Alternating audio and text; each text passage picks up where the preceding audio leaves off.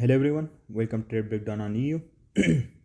Now I'm gonna start off this breakdown on the weekly time frame because that's where the whole higher time frame thought process started from.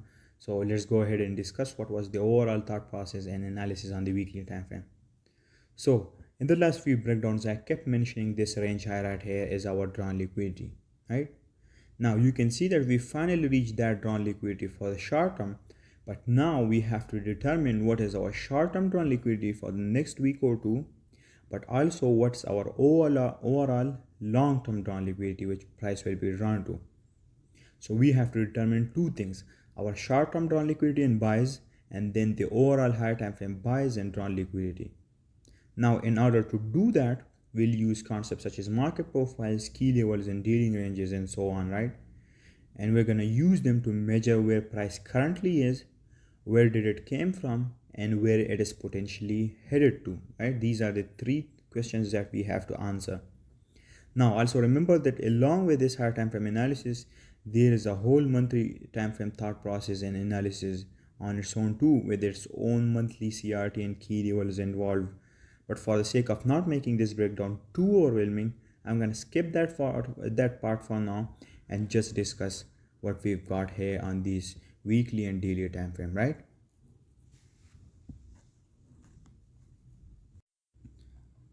So let's go over the charts and see what we've got there.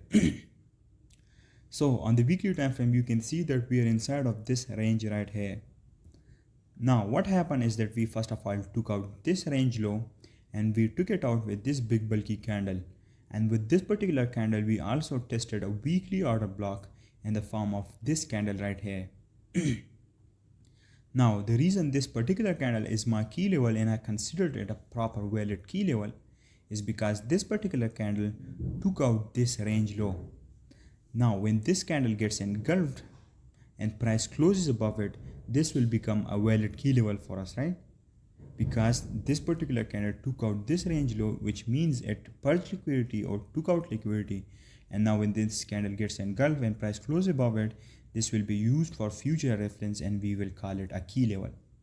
Now what happened is the price came down below, took out this range low, and also with that it tested this key level in the form of this order block, and it tested it with this particular candle right here. Now when this candle gets purged or when this candle got purged, I started looking for the opposite of the range to be taken as a drawn liquidity.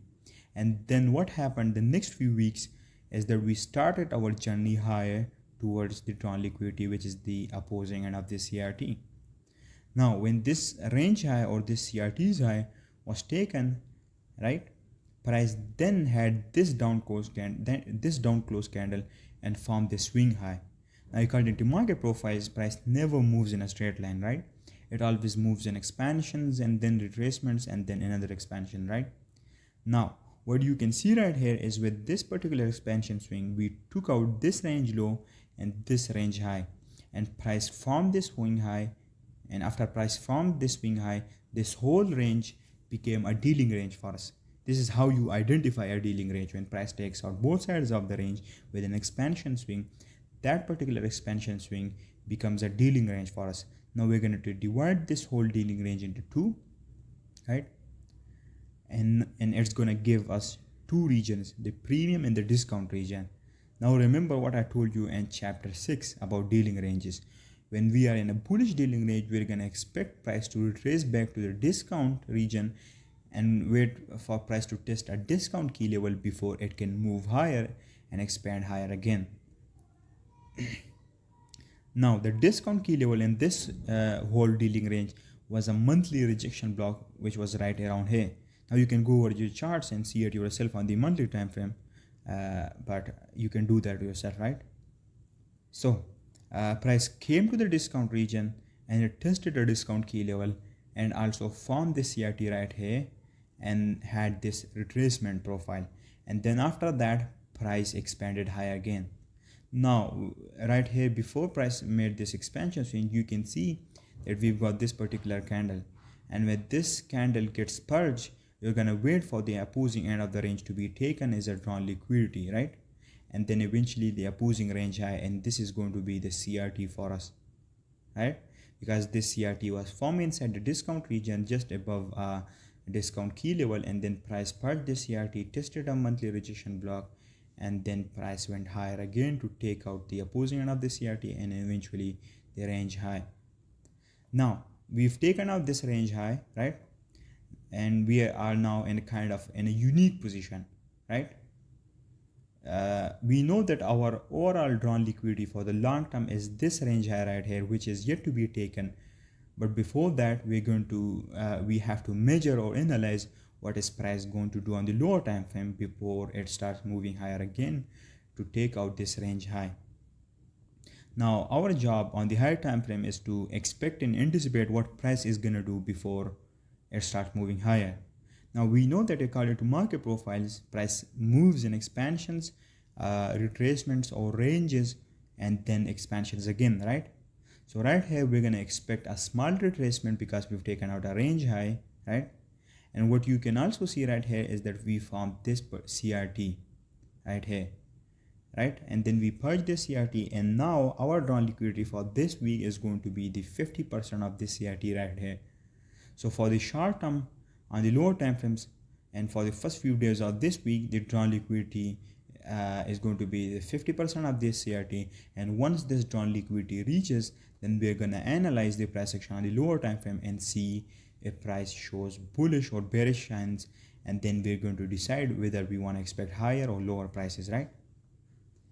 So this was the weekly thought process, right, that I had on Monday, and my drawn liquidity was the 50% of this CRT. Now let's move on to the daily time frame and see what we've got there. So on the daily time frame, you can see the 50% of this weekly CRT right here, but I'm going to remove that for now, and I'm going to analyze and dissect what we've got here, right? So right here, what you can see is with this expansion swing, we took out this range high, and now we can expect price to retrace and have a retracement profile before it moves higher. And that's exactly what I expected here, and that's exactly what price did. So when this high gets taken with this particular candle, and then the next candle opens and price closes below it, this candle becomes a valid order block for us and a valid bearish key level for us, right? Now what's going to happen is price will test this bearish key level, react off of it, and then reach the drawn liquidity, which is lower, which is the 50% of the weekly CRT, right? So on Monday and Tuesday, my drawn liquidity was this FVG right here, which also aligns with the 50% of the weekly CRT. This is our drawn liquidity, and this was my drawn liquidity, right, that I had expected on Monday and Tuesday, which is today, right?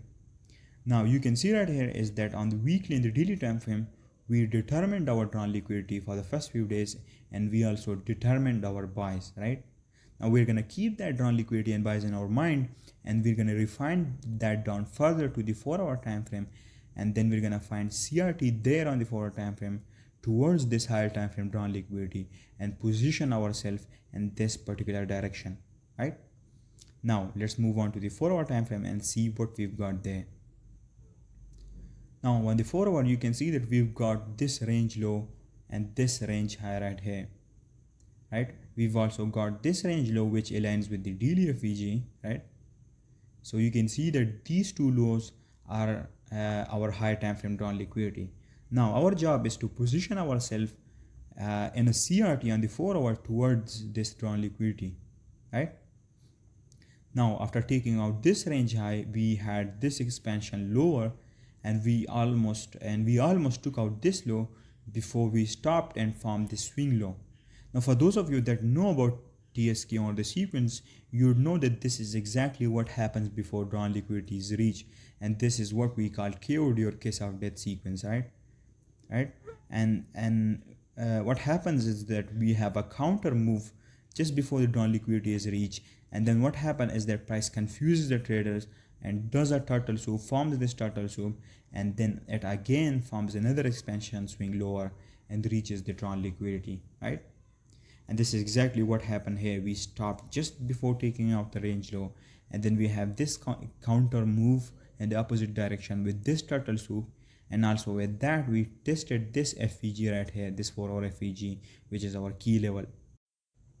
Now, if you plot the opening and closing times for Monday, then you'd see right here is that the Monday candle opened here, and right away it tested a 4-hour key level in the form of this FVG and reacted off of it during the Asian range, right? So you can see that a key level has already been tested during Asian range, and now during the other half of the day, we can straight away expect price to expand lower towards the drawn liquidity. Now what happened here is that during London Open, we formed this CRT just below this rejection block, and then price took out the CRT during London lunchtime and price expanded lower explosively. This was the thought process on the 4-hour, right? Now let's move over to the 15-minute time frame and see what else we got there. So on the 15-minute, you can see that as soon as this daily candle opened, we had this expansion, and with this expansion we tested a 4-hour key level during the Asian range and the CBDR, right? Now when this happens, you can straight away expect price to expand lower towards the drawn liquidity.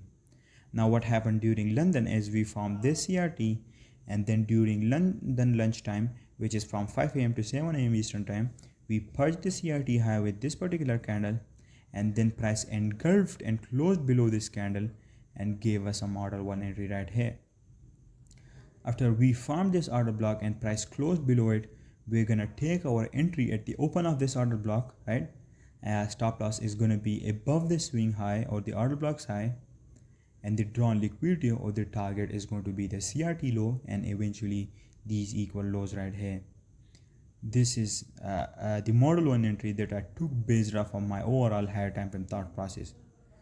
You can see that we followed and I followed a logical framework. First of all, I determined our buys, my buys and my drawn liquidity on the weekly and daily time frame, and then I brought it down to the 4-hour and found it a CRT there, and then I matched that CRT with a 4-hour key level, and then I took my entry there on the 15-minute time frame, right? You can see that I followed a proper objective and mechanical logical framework, right? And this is exactly how you should be doing your analysis, and you must have an objective logical framework that you must be following in order to take entries, right? Now you shouldn't just binge watch these breakdowns, but instead you should take notes, and your goal and your aim should be to do your analysis in such logical fashion, right? Don't just watch these videos, but actually make notes and reverse engineer these trades and try to replicate this process overall, and you'll see a huge shift in your trading and your analysis.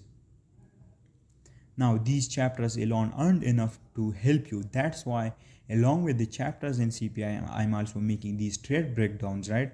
So you can actually see how I apply those concepts and knowledge in the real time, right? Everything is intended everything is intended and nothing is random in CPI. Remember that, right? There is a proper reason behind why I do these and why I make these trade breakdowns, because I want to show you how I actually use these concepts, right? Just those chapters alone aren't going to be enough to help you, right? So you should watch both of them and make notes both for the chapters and even these trade breakdowns.